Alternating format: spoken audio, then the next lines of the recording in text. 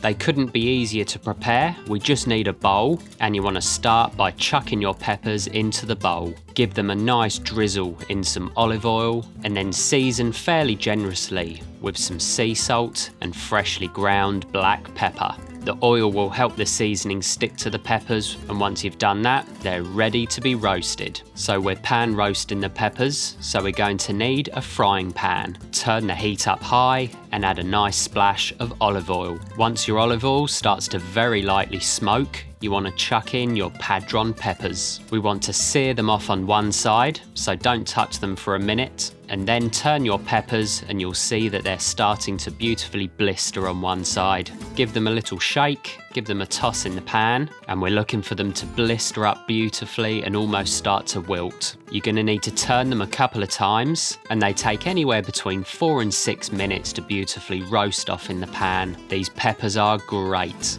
mild in heat, so can be enjoyed by all, although every now and again you will come across a really hot one, so a little bit like pepper roulette. And when they're lovely and blistered and roasted off, you want to take those off of the heat, pile them onto a plate or stick them in a bowl, and there you have a great starter, an amazing side dish, and a classic tapas dish.